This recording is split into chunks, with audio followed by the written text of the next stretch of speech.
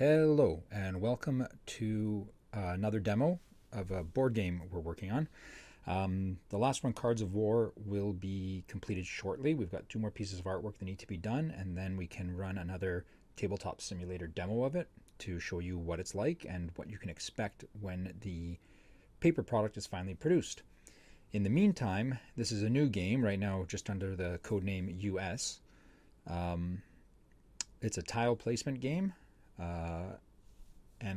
This is early stages of it, but let's see how it goes. Okay, I'll walk you through what we do and how we do it. Let's reset our counters here all to 0 first of all.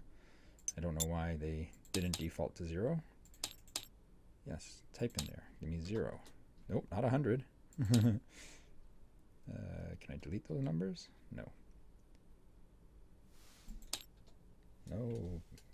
Ah, there we are. Backspace gets rid of them. Okay, let's get everyone down to 0 score. Nope. Helps if we zoom in, I guess. And I believe this last one here has some score too, so we'll get that one down to 0. Perfect. Okay.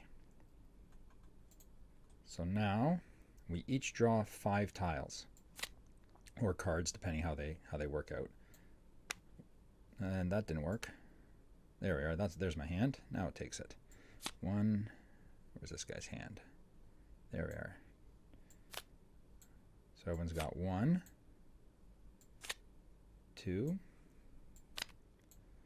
Oh wait, there's a faster way to do this, isn't there? See, I'm learning as we go along. I can go. Where's it here? Deal.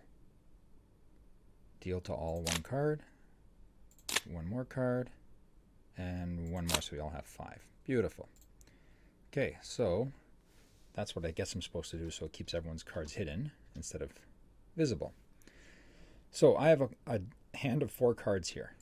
As you can see, they all have all different interesting color patterns on them. These are just the demo color patterns. They will not be color patterns, of course. They will be images at some point. The point of this game is to close off a color pattern.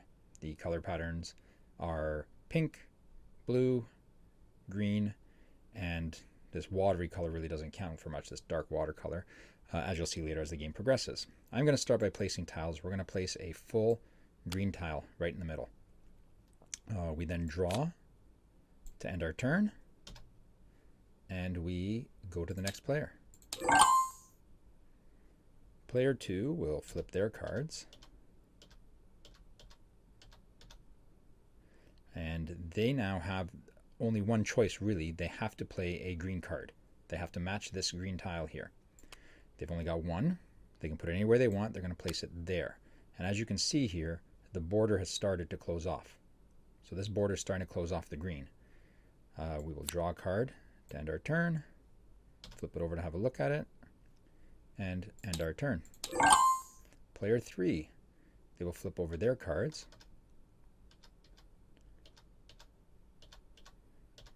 Whoops. And now they have some options because there is pink there, so they can add to the pink. They can add to the green. They can start closing off the green with a card like this. It would nicely close that off there. But the trick is, if they close this off and the other 2 players there have green cards that can close off, they will then win that section. They will get points for that section. I'll show you how we get points for that section as we get to it. Just for ease of playability, I will do that move.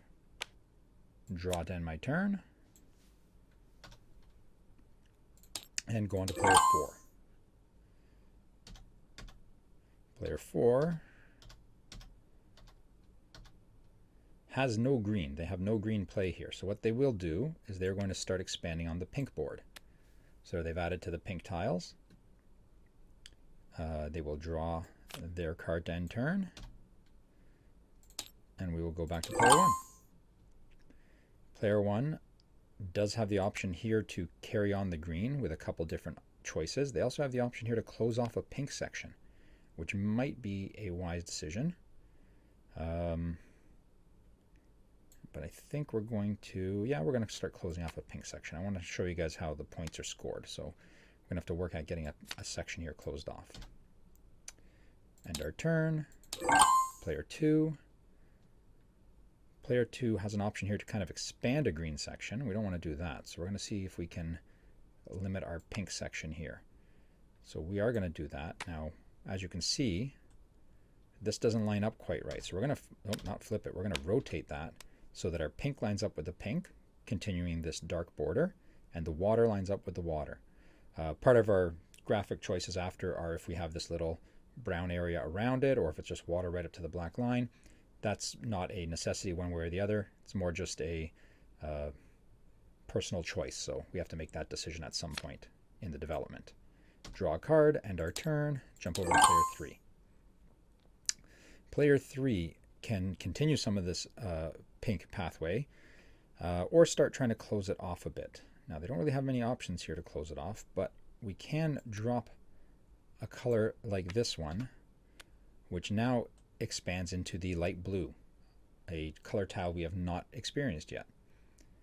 So let's see how that pans out with the other players. They draw a tile from the deck, end of their turn, player 4. Player 4 is going to continue to try and stop up this pink row or this pink area, just so I can show you guys what happens and how to score it. So they will drop this tile here. As you can see, this is kind of like a bridge tile going between two different colors. There should be a black line across here. We missed that in the design of the tile, but that black line will go in obviously when we're on final or close to final artwork. The blue here lines up with this blue. The black connects to that black. We're fine. We're good. That means there is only one more pink tile needed, or closed off pink tile, to end this section. If we can get that. We will draw a tile to end our turn and proceed to player 1. Player 1, by chance, does have an option to close off this pink roadway, or pink area, which they will do. Now they have completed an entire pink section.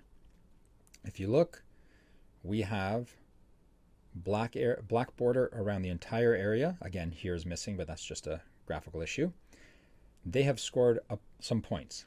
They score as many points as there are tiles in their enclosed area. So we count 1, 2, 3, 4, 5, 6, 7. Player 1 has scored 7 points. 1, 2, 3, 4, 5, 6, 7. They draw from the deck to end their turn, and we go to player 2. So that sounds like a lot, 7 points. However, things can really start getting away from you and from other players as areas grow and expand. For example, we have 2 full blue tiles here. We're going to toss one in there. This area is already 3 wide, and if you can imagine closing this off, 4, 5, 6, 7, 8, 9, at minimum, closing off this blue area will get you 9 points. That is pretty significant. It beats out the guy's 7, even though he was the first or she was the first to score. We will draw a card to end our turn. Whoops, flipped the wrong one there. And move on to player 3. Player 3 will continue this blue area, probably with this one. And as you can see again, we're being very cognizant of where these black pathways are. We got this little dark blue patch lined up here perfectly. These light blue patches are lining up on their own too. Doing very well. We draw a tile to end our turn and go to player 4. So player 4 is probably going to want to try and start closing off that blue area or capitalizing on the green. By doing something like this to the green area, we're going to force the hand that up to 2 more maximums can close off that green area. We can also then move over, if we chose, to this area, and by doing this, have now forced an extra path for the light blue. I'm not going to do that in the demo because it kind of defeats the purpose of showing you scores and pointing and everything, and point tracking. So we're going to do that, draw our tile to end our turn, and go on to player 1. Cycling back to player 1, they cannot do anything that would close off an area, getting them kind of running away points-wise. Oh, actually they can. Interestingly enough, they have this tile, which, by chance, does fit in here and close off a light blue area. So while they could be using that tile over here to try and maximize on a point total, they can also try and race it by just making these, race to the end sort of thing by making these little point increases. They have now added 2 more points to their total. They're now at 9, clearly in the lead. However, that can change very quickly as other people start completing sections. We'll go over to player 2. Player 2 can continue this light blue trend, try and capitalize on the green trend. And it looks like I think we're going to try and close off a green here, just like that. So that gives us a little bit of an end piece here to the green. They will draw to end their turn. As you can see, we only have 11 now, 11 cards left in our deck. So there may be the need to expand this set a little bit more with a few more options, a few more card choices. As of right now, this is a good amount, but more in the future is probably a bit better. It gives you a little bit more longevity and variety. You'll notice here there are some color discrepancies.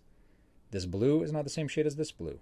This yellow is not the same shade as these purples. Again, these are just graphical issues that I have to work through, things that I missed in the production of these virtual tiles. Here we are trying to work on closing off this blue area, trying to get some points ahead of player 1. We can all work as a team, the other 3, to try and defeat player 1 now, because we know that they're kind of running away with it with 9 points, which is a wise thing to do in a way. Now, who's going to get that? Who's going to get the points and win? Who knows? But there's a little bit of diplomacy involved with that. Now, we can carry on this blue one. What do we have here? This is a little bridge to blue. That would expand it too much. We're going to use something like this tile here. We've got our dark blues lining up. We've got our light blues here. This roadway is continuing. Now we have to try and cap this off and close it off if we want to try and finish off that blue area. We're on a singular focus really right now because we do want to show, I do want to show another set of points popping up. Doesn't mean that you would play this way normally. You'd probably play a little bit more to your own advantage to try and defeat your opponent. But this isn't a bad way to show off what the game is like, what it does. So we can grab someone like this guy here and block off a little area here. So we're expanding the light blue, unfortunately, but we are also trying to close it off. Oh, actually, no. You know what we can do? Let's move this over here. So we're going to try and force this to a smaller area, leaving 2 spots on either side to close off this light blue patch here. We draw to end our turn and go on to player 2. That was player 1, I guess, benefiting us too, but in the end, you got to think player 1 wants to win too, and if they can somehow get ahead by going along with the rest of the players too, why not, right? Throw another one in there. Let's see if we can get this to the light blue to cap off somehow for us to show another score. We'll drop that one there. Draw to end our turn. Some minor things like do we allow tile swapping, things like that, still haven't really been thought out. My initial feeling is yes, you will be able to swap tiles. It just makes sense. If you're stuck, you're locked out, you don't have any colors that are available, you swap a tile under the deck, grab another tile. That is your turn, of course, but seems like a logical thing to do. That does not do what I thought it would do. It's not the color combination I thought. This one, however, is, because we can throw it up here, rotate it, and we've capped off the light blue here. We need 2 more pieces potentially to close off this giant point section. Head on over to player 1. So player 1 cannot win now. Player 1 can help us close off the section.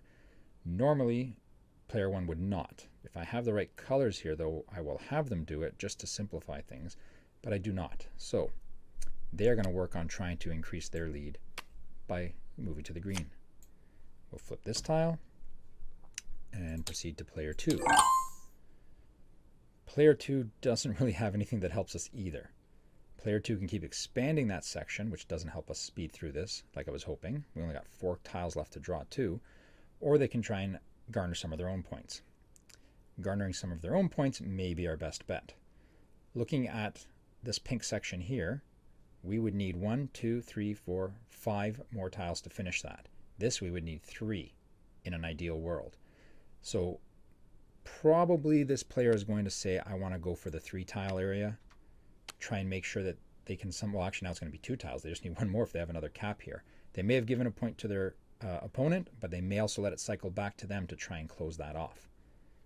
They will draw from the pile and end their turn.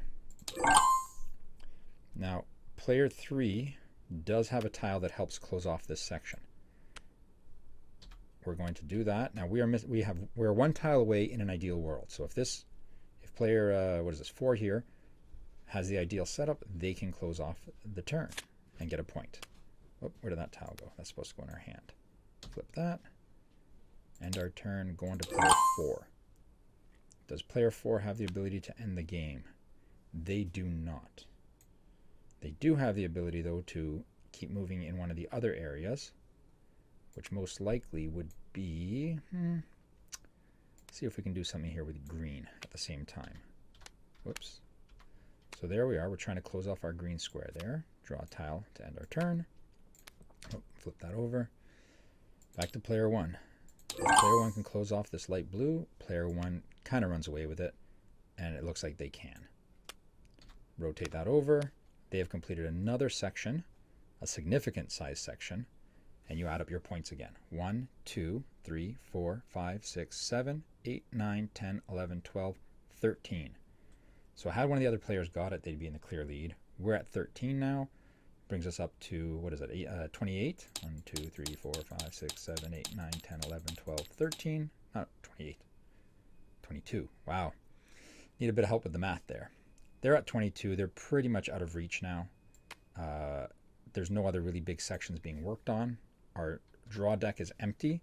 So now we're basically cycling through players to see if these guys can try and capitalize on something. Try and make a little bit more out of this than what was there. We do have some closing off here to do. So if we rotate that around a few times, we're getting close to closing off this pink section. And their turn, go to player 3. Player 3 has a whole bunch of stuff here that works with pink, but none of it is closing off pink. So what can we do here? We can actually take something like this and throw it in here. Whoops, wrong tile. Which starts, as you can see, closing off this section here. Again, this needed a black line here, but you can see we need 1, 2 in an ideal world. 2 more pieces would close off that pink section. And their turn cycle back to player 4.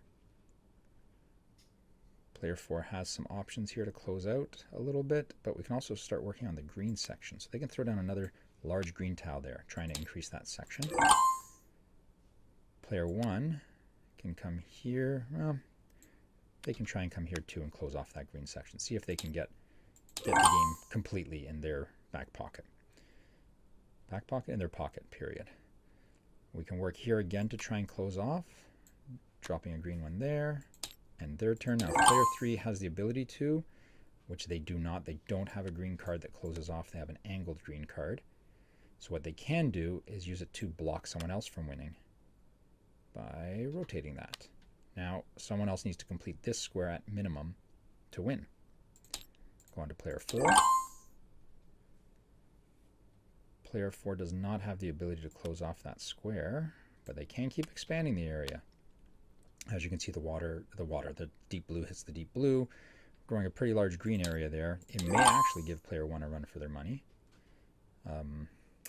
Player 1 can. Is this player 1 we're on? I hope not. Oh, we are on player 1.